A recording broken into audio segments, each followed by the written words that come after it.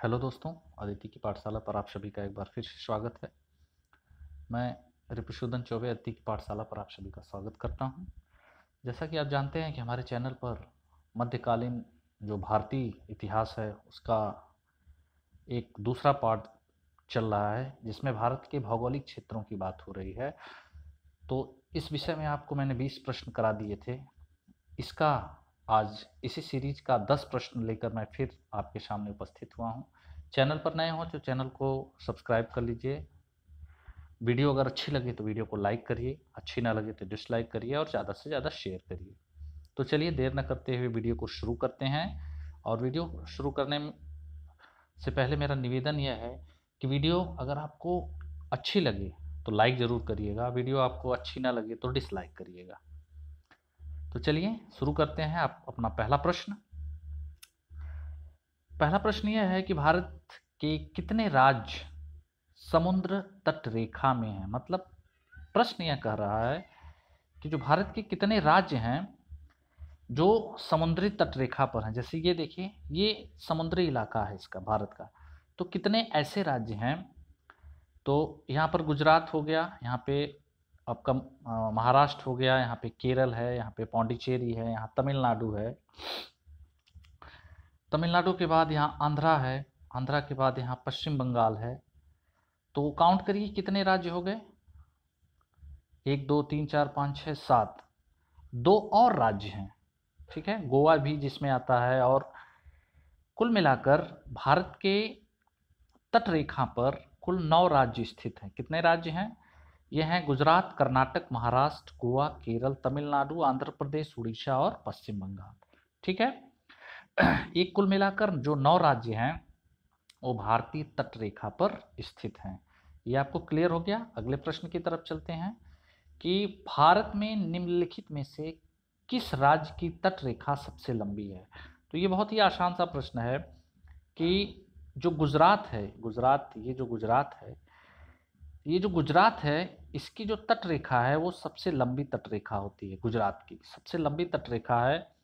ये लगभग अगर आप कहें तो 1214 किलोमीटर, यानी कहने का टोटल अभिप्राय यह है कि टोटल 1215 किलोमीटर आप कह सकते हैं कि 1200 जो 15 किलोमीटर है, 1215 किलोमीटर अप्रॉक्सीमेटली इसकी लंबाई है, जो भारत के कुल तटीय भाग का कितना है, 23% है। कितना है? 23%।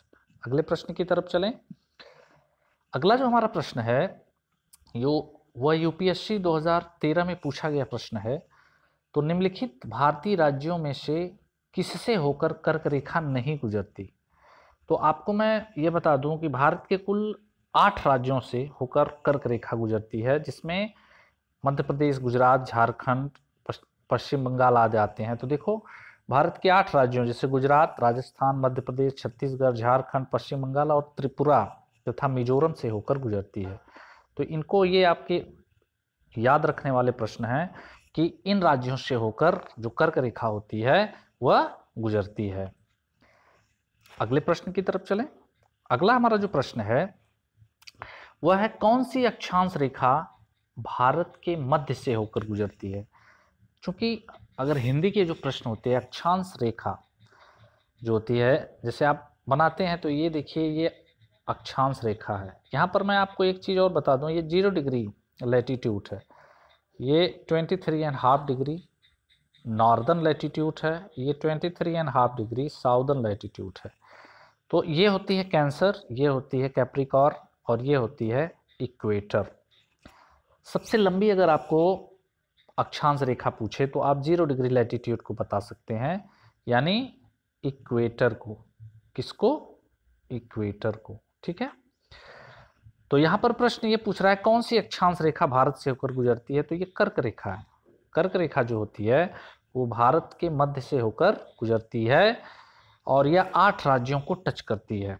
इसके पिछले वाले प्रश्न में मैंने आपसे पूछा था, तो मैंने आपको बताया था कि कर्क रेखा भारत के 8 राज्यों से होकर गुजरती है। अगला प्रश्न, कर्क रेखा भारत के कितने राज्यों से होकर गुजरती है। बहुत ही मैंने इससे पहले आपको बता दिया, 8 राज्यों से। अगला जो हमारा प्रश्न है कि निम्नलिखित में से किस राज्य से होकर कर्क रेखा नहीं गुजरती है। अब यहाँ प्रश्न यह है कि किस राज्यों से होकर, अगर ये आपको याद होगा तो गुजरात बिल्कुल सही है, राजस्थान से भी होकर गुजरती है और पश्चिम बंगाल से भी। तो यहाँ राइट आंसर हो जाएगा उड़ीसा। क्या हो जाएगा? उड़ीसा से होकर नहीं गुजरती है। अगला प्रश्न कि भारत का वह राज्य जिससे होकर कर्क रेखा गुजरती है। भारत का वह राज्य जिससे होकर कर्क रेखा गुजरती है। तो देखिए जम्मू कश्मीर ये नहीं होगा, हिमाचल प्रदेश ये भी नहीं होगा, बिहार से होकर नहीं गुजरती, लेकिन झारखंड से होकर गुजरती है। तो इसका आंसर हमारा क्या हो जाएगा? झारखंड। अगले प्रश्न की तरफ, भारत के मुख्य भूमि का दक्षिणी नोक। देखिए ये प्रश्न आपको कई तरीके से घुमाकर पूछता है, इसीलिए मैंने इस सीरीज में आपके इस प्रश्न से रिलेटेड 2 प्रश्न शामिल किए हैं। तो जैसे पॉइंट की बात पूछ रहा है तो ये इसे दक्षिणी नोक यानी दक्षिणी पॉइंट, ठीक है। तो इसमें ज़्यादातर लोग कन्याकुमारी या इंदिरा काल या इसको नौबिरन पॉइंट को लिखते हैं। तो यह यहाँ की पॉइंट की बात कर रहा है, दक्षिणी पॉइंट की बात कर रहा है सबसे, तो इस पॉइंट की बात कर रहा है जो अंडमान में है। तो अंडमान में इंदिरा पॉइंट है इसका सबसे। इंदिरा पॉइंट का और भी कई नाम है, जिसको लाहीचिंग मैंने कल बताया ही था, पिग्मेलियन पॉइंट भी इसे कहते हैं, इसे पार्सन पॉइंट के नाम से भी जानते हैं। तो इसी से रिलेटेड अगला प्रश्न होगा कि भारत का सबसे दूरस्थ पॉइंट क्या है? इंदिरा पॉइंट, ये भी देखिए यहाँ पर इस प्रश्न को इस तरह से, दूरस्थ पॉइंट इंदिरा पॉइंट का अन्य नाम क्या है? तो पारस पॉइंट बिल्कुल सही है, लाहिंगचिंग ये भी सही है, पिग्मेलियन पॉइंट ये भी सही है। तो मैंने अभी आपको बताया, तो इसका जो ये प्रश्न है ये सभी इसके राइट आंसर हो जाएंगे।